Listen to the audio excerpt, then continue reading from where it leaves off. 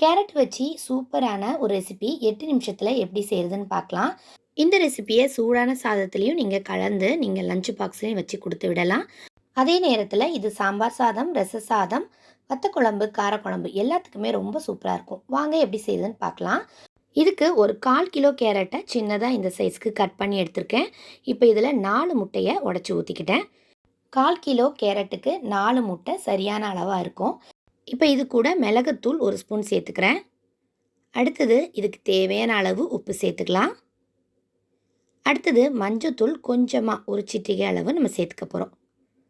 இப்போ இது எல்லாத்தையுமே நல்லா கை வச்சு மிக்ஸ் பண்ணிடுங்க. முட்டையோட அந்த பச்சை வாசம் தெரியாமல் இருக்கிறதுக்கு தான் இந்த மிளகு, உப்பு எல்லாமே சேர்த்துக்கிறோம். மஞ்சத்தூள் எல்லாம் சேர்க்கும் போது அதோட பச்சை ஸ்மெல் வராது.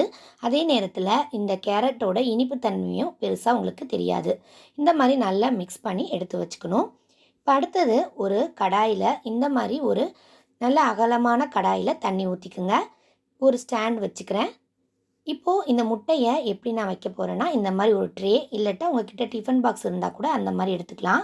அந்த டிஃபன் பாக்ஸில் வாழை இலையோ இல்லட்டா தொன்னை இலையோ கூட நீங்கள் யூஸ் பண்ணிக்கலாம். இது தொன்னை இலை. இதில் நம்ம ரெடி பண்ணி வச்சுருக்க அந்த முட்டையும் கேரட்டையும் அப்படியே ஊற்றிக்கிறேன்.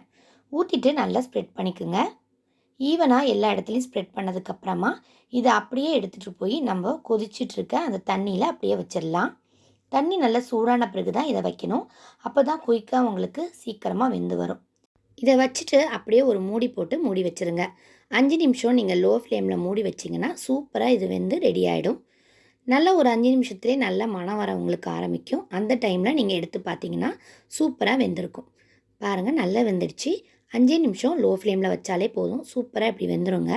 இப்போ இதை ஒரு பிளேட்டுக்கு நம்ம அப்படியே மாற்றிக்கலாம்.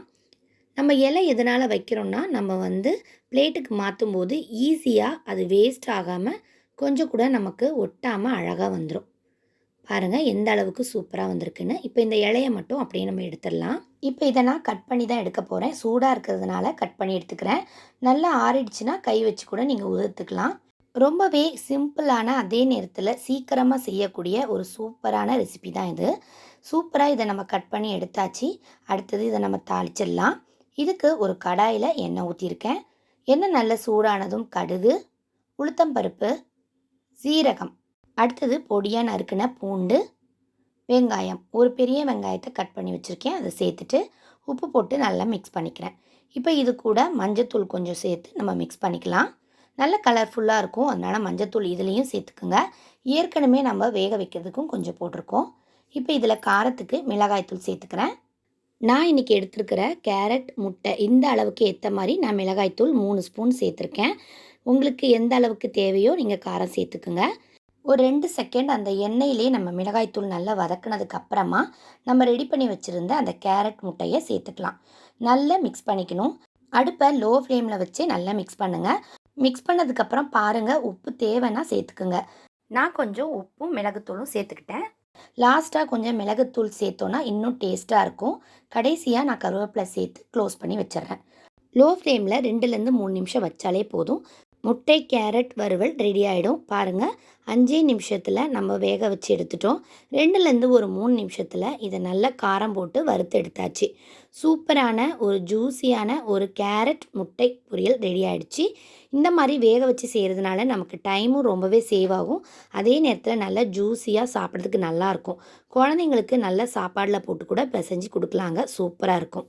இந்த வீடியோ உங்களுக்கு ரொம்ப பிடிச்சிருக்குன்னு நினைக்கிறேன். பிடிச்சிருந்தால் லைக் பண்ணுங்கள். உங்கள் ஃப்ரெண்ட்ஸ் அண்ட் ஃபேமிலிக்கு ஷேர் பண்ணுங்கள். புதுசாக இந்த வீடியோ யாராவது பார்த்துட்டு இருக்கீங்களா? பிடிச்சிருந்தால் லைக் பண்ணிவிட்டு சப்ஸ்கிரைப் பண்ணுங்கள். தேங்க்யூ.